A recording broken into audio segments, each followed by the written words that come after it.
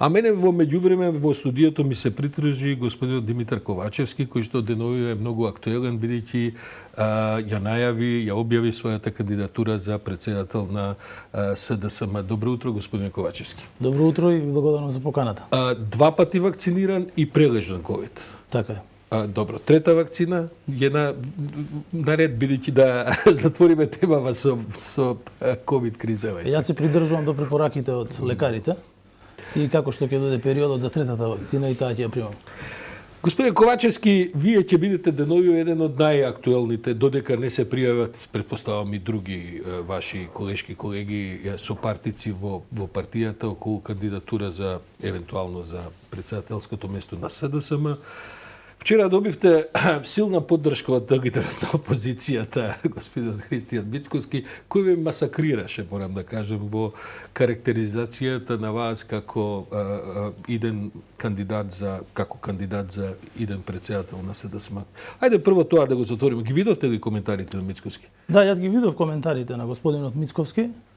Најпрвин тој во моментот е поставен како портпарол на градоначалниците на ВМРО, току-што изберени, кои што ги промовираат проектите оставени и изработени од страна на претходните градоначалници кои што доминантно беа од Социјалдемократскиот сојуз и од коалиционите партнери. Тоа и не е така лошо, затоа зашто се гледа дека се работело и развојот никогаш не почнува од еден човек, туку тоа е еден континуиран процес. Во однос на коментарите кои што тој ги дава, јас можам само да кажам дека јас сум човек со високо ниво на интегритет, со 25 годишна скоро професионална и академска кариера и со скоро 30 години работа во Социјалдемократскиот сојуз на Македонија. Јас и во првата изјава истакнав дека имам голема почит кон председателот на Социјалдемократскиот сојуз господинот Зоран Заев, од причина што тој ги донесе најголемите и најтешките одлуки за нашата држава. Ние сме денеска членка на НАТО и сме практично чекор пред отпочнување на преговорите со Европската Унија. Меѓутоа, човек со интегритет, својата независност и својата визија и својата работа ја потврдува низ она што ќе го работи и низ чекорите кои што ќе ги прави. И јас тоа ќе го потврдам во периодот на раководење на партијата. Се разбира доколку бидам избран, бидејќи Социјалдемократскиот сојуз бира на најдемократски начин председател на партијата, и тоа со гласање на целото членство на партијата. Сведок сте и самиот знаете, затоа што сте и во политиката по долг период, но еве, ве дочека уште што се вели првото работно утро после кандидатурата. Вчера имавте и некој едно подолго интервју за МИА, каде што ги објаснивте своите принципиални ставови по низа прашања, но влегувате во една прилично високо конфронтирана политичка атмосфера, каде што дури председателот на опозицијата си дозволува да коментира процес на се уште кандидирање, таму не сте ни стигнали уште да се гласа и така натаму. Како ќе се носите со оваја, бидејќи вие во вашите заложби, вчера ве читав и во интервјута на МИА, сте со голема заложба за обединување во СДСМ. Меѓутоа, оваа реторика за неопходноста од обединување во македонското општество, а истовремено е на тотална конфронтација на секој против секој. Како вие ќе се снајдете со тоа? Најпрвин во однос на самата кандидатура, јас кандидатурата ја подготвувам и ќе ја поднесам во текот на наредните денови, согласно сроковите. Една од клучните пораки е прво обединување на членството на Социјалдемократскиот сојуз, меѓутоа и на симпатизерите. Зошто го велам тоа? Поуката е од последните локални избори, на кои што Социјалдемократскиот сојуз имаше помал број на гласови од претходните избори, што се должи на неколку што е право историски најнизок број на гласови. Додуше и сите други имаа прилични загуби, ама така е, сите имаа загуби, меѓутоа тоа се должи на неколку причини. Прво, Социјалдемократскиот сојуз воведе многу подемократско општество од она што го имавме претходно, во претходното владење, што значи дека секој можеше да ги искаже своите политички и други ставови во општеството, и тоа предизвика да има голем број на независни листи кои што се граѓани и политичари кои што биле во коалиција на некој начин со Социјалдемократскиот сојуз на претходните избори.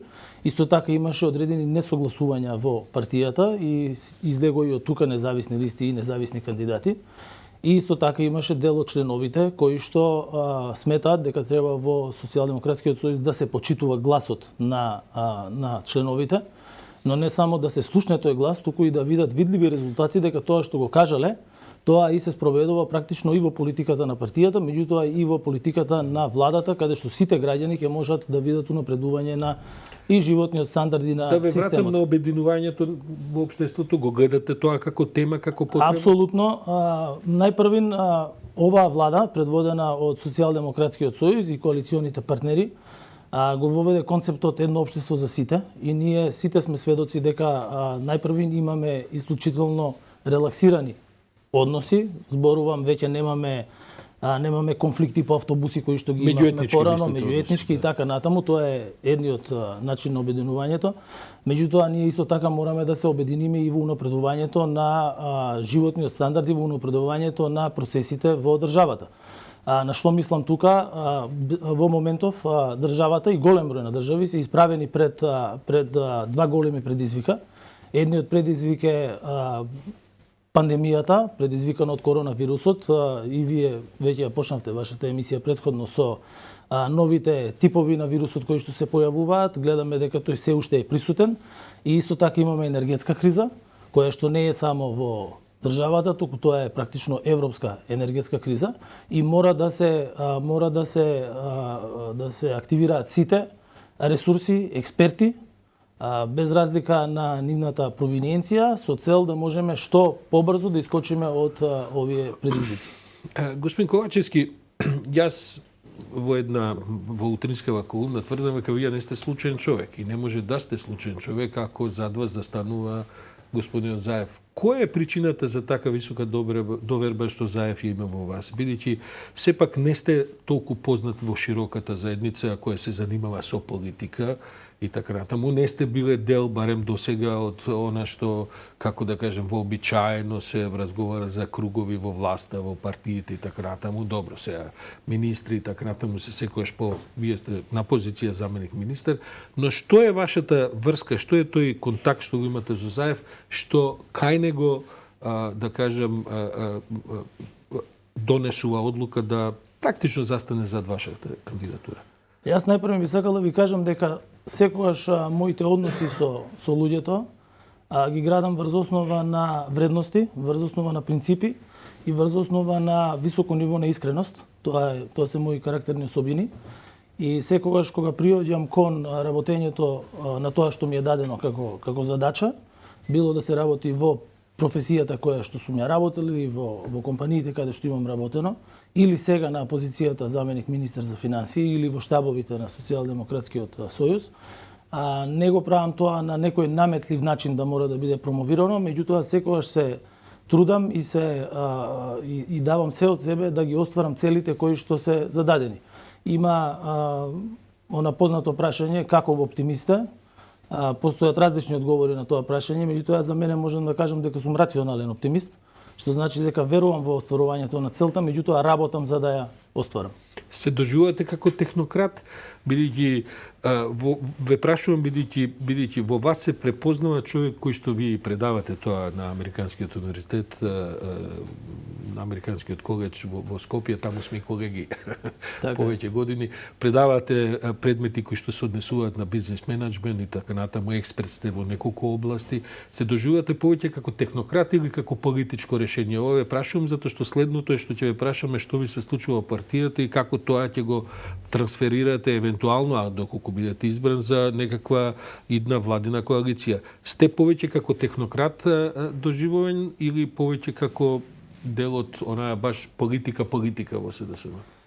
Значи постојат два аспекти секогаш на политиката. Доколку ги поставиме со практични примери и ако го погледнеме периодот назад, Социјалдемократскиот сојуз на Македонија и владата која што тоа предводи, заедно со коалиционите партнери, најголем дел од времето го посвети на решавањето на надворешно политичките прашања. Ние денеска сме членка на НАТО, во што 30 години многу малку веруваа, иако посакуваа, и сме на чекор од отворање на преговорите со Европската Унија. Малку е подолг до душа тој чекор, може да биде и скок да ќе треба се прави, ама тоа сепак зависи од од разговорите со Република Бугарија и секако од обврската на Европската Унија согласно со се она што ние исполнивме и направивме. да ни биде дотелен датум за отпочнување на преговорите. За сметка на тоа, сметам дека голем број од процеси внатре во државата некако беа запоставени и имаше празнини во функционирањето и на системот и во спроведувањето и во извршувањето на задачите и остварувањето на целите и пред се остварувањето на ветувањата кои што беа дадени пред граѓаните. Тука јас би се осврли на одговорноста, бидејќи ние во нашето општество најмногу зборуваме за правна одговорност. Според мене правна одговорност е дадена со закон, таа е пропишана со правила и откако ќе се идентификува од надлежни институции, таа е во надлежност на судските органи тоа да го процесуира на правниот систем.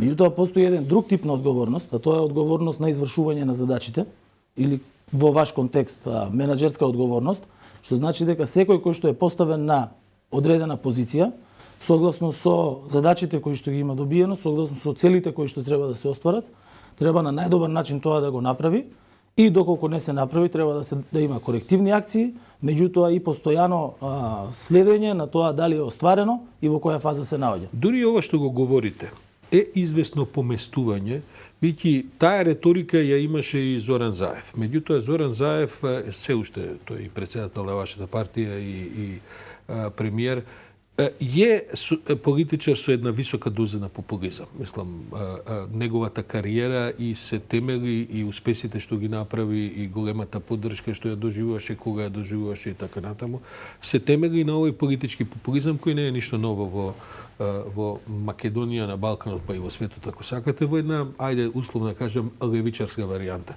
Од вас слушам една терминологија која што е вака менаџерско-технократска.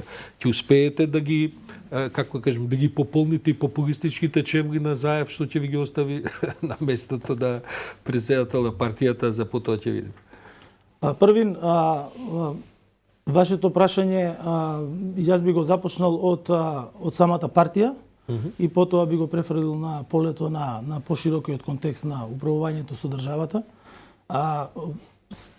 Јас верувам дека треба да се слушне гласот на секој член на партијата, бидејќи ти имаат свое мислење и тоа мислење треба хиерархиски да дојде до највисоките нивоа на партијата. И веќе кажав дека не е доволно само да слушате, туку треба и тоа да биде искористено за да може да се унапредат процесите. Исто така во рамки на државата еден пристап е доколку вие кажете што ќе направите, меѓутоа втор пристап е да реализирате и да кажете дека сте го направиле, меѓутоа да кажете дека не е доволно, дека секогаш треба да се направи повеќе. Тоа е во принцип мојот пристап. И како што ви кажав, јас секогаш се целам кон остварување на целите, меѓутоа тие цели треба да бидат во насока на унапредување на нашето општество. Зошто го велам тоа? Ние, точно е, стратегиска цел на Социјалдемократскиот сојуз и на државата и на сите коалициони партнери и партии кои што се во владеачката коалиција е отворање на пристапни преговори со Европската Унија и пред тоа влез во НАТО. Меѓутоа, јас длабоко верувам во капацитетот на нашите луѓе, на граѓаните на државата, од аспект на тоа што доколку погледнете, во нашата држава се произведуваат делови за најсовремени и најсофистицирани производи за Запад. И Мерцедес го спомнувате во интервјуто, меѓу другото. Баш така. Зошто? Затоа зашто за да произведете такви производи, за да работите во меѓународни компании и да бидете признат, мора да поседувате знаење и вештини за да тоа биде направено на најквалитетен начин. И тоа е направено. Значи, во нашата држава тоа се случува. Јас сум работел со голем број на колеги кои што работеле на имплементација на сложени системи, сум работел и во производство, каде што се произведувани производи кои што имаат највисоки светски сертификати, што значи дека доколку успееме да ги системот да го поставиме на тој начин да најквалитетните и највештите се вклучат во него, тогаш јас сум убеден дека Северна Македонија може да направи исчекор кон подобрување на животниот стандард на Господин Ковачевски, вие мислите ка централното прашање животниот стандард. Ве прашувам, бидејќи во интервјуто за мија ги спомнувате и двајцата нови, да кажем, политички херои во Бугарија, кои што се со харвардски стажови, дипломи и така натаму, и вие велите, и бугарите препознаваат за кратко време, тие за 2-3 месеци направија партија, победија на изборите, а сега ќе водат и бугарската држава. Од друга страна, ве слушам внимателно што говорите, нели ги правите компарациите со тоа дека во Македонија се произведуваат и делови за Мерцедес, мора да има овдека нешто добро што тоа се прави и така натаму. А да ви го поставам прашањето се обратно ова што ја прашав за популизмот. Мислите дека е дојдено време кога граѓаните ќе преферираат повеќе технократи отколку овој вид на политичари? Оти гледайте, и лидерот на опозицијата е факултетски професор и тоа по баш технократски предмети, машинство и така натаму, па не може да се ослободи од потребата да шири еден прилично, како да кажем, разнобоен, колоритен популизам кај своите поддржувачи. Мислите дека Македонија е подготвена за овој скок, да го наречам, од една општа политика во една ефикасност, менаџерски способности, технократство и така натаму? Вашето прашање го започнавте со аналогијата која што ја вадев од Бугарија, изборите кои што беа таму.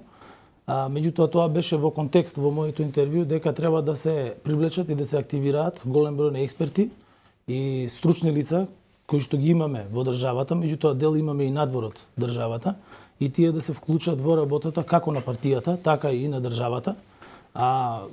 Јас не алудирам на некакви највисоки позиции, меѓутоа секогаш постојат советнички тимови кои што можат да унапредат работата. Се разбира дека за граѓаните се важни и генералните политички теми, а тоа се евроинтеграциите, унапредувањето на односите со соседите, и тука Социјалдемократскиот сојуз можам да кажам дека направи огромен исчекор и резултати. Прво, ние имавме лоши односи претходно со сите соседи, сега имаме одлични односи со сите соседи и имаме отворени разговори со Република Бугарија. Од друга страна, има теми кои што се однесуваат на владењето на правото, на сузбивањето на корупцијата, и тоа се работи кои што мора да се адресираат од институциите и од надлежните министерства. Но граѓаните секогаш очекуваат унапредување на животот и на условите за живот во државата и во средината во која што живеат, односно зголемување на сигурноста, зголемување на почита која што имаат во општеството, на изборот кој што може да го направат, а тоа може да се направи само со подобрување на извршувањето на системските задачи кои што сите назначени функционери и сите вработени во администрацијата го имаат за да тоа да се справите во вашата партија, бидејќи за вашата партија важи едно правило дека има многу добри идеи и луѓе со капацитет, меѓутоа во спроведување, во ефикасноста на тоа како ја спроведува политиката, секојаш заостанува зад опозицијата. Таму па важи една друга, дека таму имаат и полоши идеи, ма затоа кои ќе ги спроведуваат се многу поточни, побрзи, поефикасни. Ќе успеете ли со таа околност да се справите во СДСМ, бидејќи СДСМ исто така еден голем конгломерат на луѓе кои што се влезени заради интереси, во кои што царува непотизми, во кои што има секако висока доза на разни мислења околу тоа што треба се спре со корупцијата и така натаму. Вие ќе треба да се справувате со сето тоа. Значи, Социјалдемократскиот сојуз е најголема партија во државата. Ние имаме над 80.000 членови и на изборите практично секој член кој што ќе сака да се регистрира за да гласа, ќе го даде својот глас. Мислите на изборите во партијата? Во партијата ќе го даде својот глас. Јас длабоко верувам дека Социјалдемократскиот сојуз го има најдобриот кадрски потенцијал во државата. Тука сме тајчи на универзитетски професори, лекари, експерти во природни науки, во образовни науки и така натаму. И сметам дека треба да се направи тим. И сега Социјалдемократскиот сојуз на сите нивоа има квалитетни тимови кои што ја водат партијата, меѓутоа секогаш можеме да вклучиме луѓе кои што ќе можат да дадат плюс во додавање на нова енергија, што правите со корупцијата и неизиното, што ќе правите во партијата? Еве, видовме големи напори, дури Љупчо Николовски стана заменик председател на влада, вице-премиер за тие прашања, истовремено висок функционер и така натаму во вашата партија и сето тоа. И повторно тие работи како што гледаме не одат како што треба.